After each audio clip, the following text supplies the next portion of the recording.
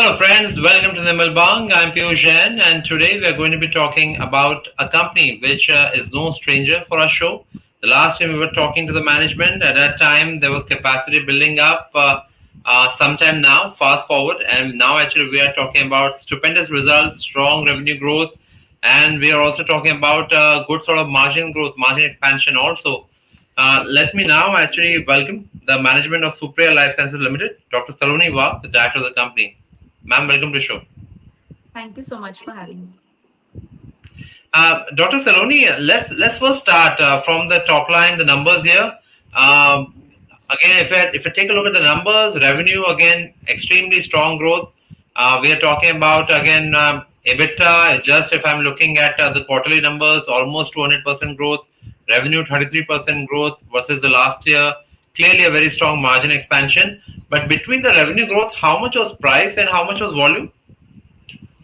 So I would say in terms of revenue, yes, like you rightly pointed out, we have done about 140 crores. So that's a 33% increase in the revenue. In terms of split between the price and the volume, I think 70% of it is derived by volume because of getting better traction in regulated markets. Pricing has been more or less stable, I would say, even in the regulated markets. So 70% due to the volume increase of certain products, specifically the anesthetic segment, the analgesic segment, good growth in the vitamin segment. That's one of the main drivers why the revenue has gone up significantly. Well, when I was seeing the EBITDA, it was almost looking like I would say a fairy tale on the lighter side. But what a combination! Strong volume growth. There has been some pricing support, as you were just saying. The cost of goods also actually fell, which indicated that there must be some tailwinds for you on the cost also. So help us understand what really worked there. So, like we have mentioned in the past, also one of the key strengths of Supriya is the backward integrated business model that we Yes. have. The top 13, 14 APIs, which contribute to more than 80% of our revenue, we are fully backward integrated. So, I think more focus and building up on that backward integrated scale. And that same kind of skill, we are trying to sort of take it to the other products, some of the other products in the basket where we are doing the backward integrated business model. I think that has really helped in giving us the best cost effective product. Then, of course, the penetration into the more regulated market space. Like if you look at our revenues in Europe itself, they have really gone up from 26% to almost 42%. So there is a big jump there. So that is one of the main reasons why I think the margins have also sort of shot up. Oh, no, no, Then, no, Dr. Pranay, apologies for interrupting. That is definitely playing a part in the volume growth, as you're saying, and also in the pricing growth. What I was asking you is, last year, if I'm talking about almost 54 crores of cost of materials. This year, 45 crores of cost of materials. So already a 10 crore dip there in the cost of materials, despite a 33% increase in revenue here. So, was there some backward integration project which you were able to complete, and because of that, some sort of benefit passed into it, or there was some dip in the any raw material cost? Like what happened there? no, like I said, we have built on that backward integration business model and we have extended that to some of the newer products in the basket. Plus, like I said, what also happens is that when you enter into the more regulated market space for the same product, you are getting a better average selling price. Sure, So in sure. that sense, also, with a lower volume sale, you will still get a better margin profile and a higher turnover because of the product mix that is there and the geography mix which is there. So I think these were one of the two main reasons why you see that the cost of goods has gone down because of the backward integration and also for the product mix to change slightly in the more regulated market space. But your answer also tells me that perhaps these margins are sustainable now, because if the Correct. cost of goods actually fell largely because of backward integration, then it looks like sustainable. And regulated market entry implies your average price realization is going to be sustainable. Will that be a good assumption? Yes, absolutely. I think for the last couple of quarters, we have been continuously giving the guidance that for an annualized basis, 28 to 30% is a sustainable margin for the company. And I think, that is what we have maintained. Even if you look at the first 3 quarters, on the annualized number, even across the 3 quarters, we have still maintained that 28 to 30% margin. And I think that is something that we are very confident of maintaining even going forward. Right. Let's talk about the capacity because last time you were telling us there is a lot of sort of space for really utilization to go up. So where we are right now on the blended utilization? So last time when we spoke, our capacity was somewhere around 500 odd KL. We have recently added a new production block in the existing site, which we call our Module E. This production block itself has a capacity of about 350 KL. So we are looking at by Q1 of FY25, the total capacity of the company would be somewhere around that 900 KL mark.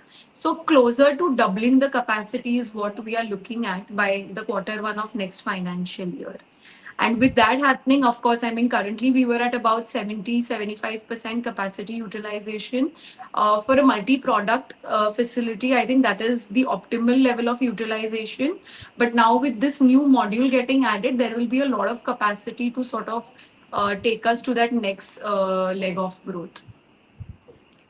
Right, sure. I was just doing a back of the envelope calculation here. That tells me after the capacity commissions in June quarter, almost 50 to 65% revenue growth is going to open up, primarily because of new capacity. Will that be a fair assumption?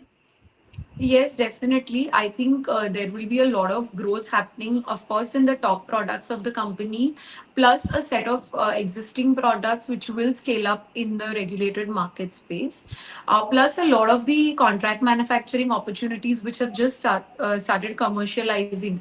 A lot of those activities also will need it to be mapped in this new block, what we are planning. So I think growth will come from all different kinds of opportunities that we have, and this capacity will certainly help on that.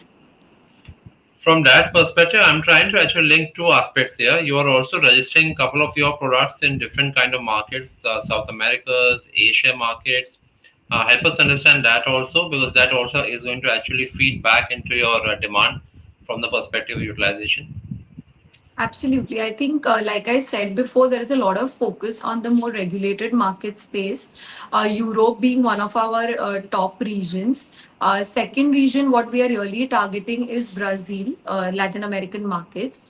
We recently announced also that we had an Anvisa audit at our site, and we cleared that Anvisa audit with zero observations, which in itself is a great achievement and speaks volumes of the regulatory compliance which is there at site. We also registered 8 products with Anvisa, the Brazilian authority, and 3 products are under pipeline. So these 11 products put together have a potential of about 200 odd crores in terms of sales in the next 3 years. So that is definitely one market that we are really looking at from the Just, growth perspective. I'm just jumping in between before I give it back to you. When you say 200 crore revenue, is it over 3 years or is it annual 200 crore revenue? So no, 200 crores would be over the next 3 years. Okay, sure. So What are that the huge potential is there. And then plus, of course, I mean, we have been focusing on the North American markets. The US market for us historically has not been very large. But with some of the new products coming in, we are focusing on products from anti-anxiety, anti-diabetic, anesthetic. So when some of these new products come into the portfolio, I think you can expect a lot of good growth happening in those regions as well. So yes, I mean the focus will still always be on regulatory. Today, out of the 80% revenue that we make in exports, 50% comes from regulated market space, and that will only increase going forward.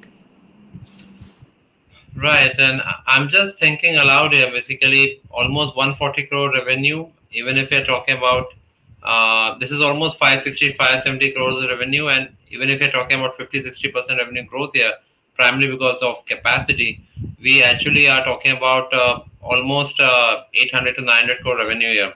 And from that perspective, uh, this like how the sort of order pipeline or basically the sort of demand looking to you?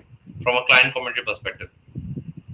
So, firstly, to answer to your growth numbers, I think we have always indicated that we will grow at 20% plus in terms of revenue. So that 22 to 24% is something which you can see in the foreseeable future in growth in terms of revenue while maintaining that 28 to 30% margin.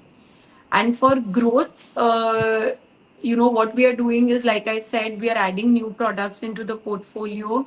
We are diversifying our basket, which is also getting reflected in the quarter numbers. They are now more consistent, more stable, because we are adding new products into the portfolio. We are reaching into newer geographies. So I think all these put together with the new capacity will definitely drive the growth in the next 3 years.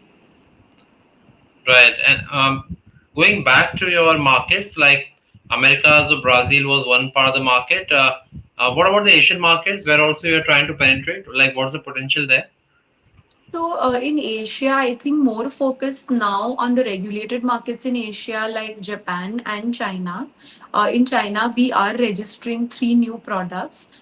We already have received the DMF numbers and we'll receive the active status very soon. In Japan, also, we are planning on registering three molecules in the next upcoming quarters. So, those two areas will be more focused for us. Okay. Any sort of major potential? Is that equivalent to Brazil market or uh, has the potential of bigger than that? So no, I would say for us, still Europe, Brazil, and America would be the dominant markets. Asia will be more or less stable. Of course, it will grow year on year, but the major growth will be coming in from the regulated markets. Okay, makes sense. And also help us understand about the contract manufacturing. Like, what are the plans there? Why actually you're looking to sort of build it up? Obviously, you'll be basically you would have got some feedback from your larger clients. So help us understand on the strategy there. So, contract manufacturing is something that we are really focusing on in the last 2 years. So, Supriya is one of those company who has an impeccable reputation when it comes to quality, when it comes to consistent supplies, because we have been in the market for over 30 years. Also, an excellent regulatory track record, also with the best in class EHS standards. We are supplying to already a lot of multinationals like Johnson and Johnson, GSK. So that sort of positioned us in a very good way for contract manufacturing opportunities. We have already announced in the past that we have signed a large deal with a European company called DSM Fairminage for a vitamin project, which is an exclusive contract for the next 10 years. And at peak, which would be 3 years down the line, it will add 50 to 60 crores per year to our revenue. So that's a massive growth that will come from that particular opportunity. Similar to DSM, we also have three, four active discussions ongoing. We have a whey protein project also, which we have announced in the last couple of quarters, where we have a revolutionary technology from the US which converts your normal whey protein to optimized whey protein. That in itself has a very, very large market. So a lot of good contract manufacturing opportunities are there, and definitely in the next 3 years you'll see a significant contribution from the CMO side. Right. And as you move towards the end, help us also understand about your Amarnath facility investment. Which part of the division it is linked to? So again, Ambernath, we are going to utilize for contract manufacturing opportunities. We are building up on our strength in the anesthetic segment because we have a lot of expertise in that area. We are launching a new product in the anesthetic category, where the global market of this said product is about 300 million US dollars, and it is growing at a 4.4% CAGR year on year. So the target in the next 3 years would be at least 10% of that market share, if not more. We will be manufacturing the API at the Lote Parshuram site, and then we have some CMO tie-ups where we will be bottling the said API at the Ambernath facility. So, as you were just explaining us about the Amarnath facility, where actually is going to be used for contract manufacturing, and obviously is going to cater to the large incoming opportunity for contract manufacturing. Perhaps our last question. It appears there are a lot of levers which are working for you, both across new products entering new markets, contract manufacturing, backward integration, sustainable margins, good solid revenue growth, utilization moving up, new capex, maybe perhaps a few quarters down the line. Overall, perhaps only one question I think which we go for. Any net debt on the balance sheet right now? Piyush, I'm sorry, I actually lost you. I was not able to hear the entire question. There was no audio from your side. Um, what is the net debt on the balance sheet at present? So no, we don't have any debt at the moment. We are a completely debt-free company. In fact, whatever little working capital facility that we had, that also we have surrendered in the last quarter. So as of now, we are 100% debt-free. I think we'll basically sort of conclude this our interaction with I think three, four very important lines for our viewers. Um, Strong growth, strong margins, strong market development happening, new contract manufacturing sort of opportunities coming up, and then no debt on the balance sheet. That actually tells you a strong cash flow coming up for the company. Absolutely music to the ears of investors.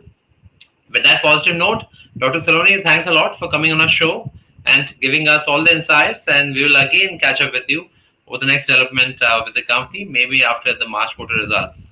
But thanks a lot. Thank you so much for having me. Thank you.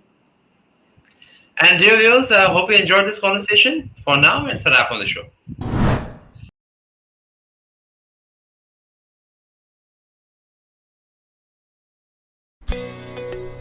Subscribe to our YouTube channel and click on the bell icon to never miss an update from Nirmal Bang.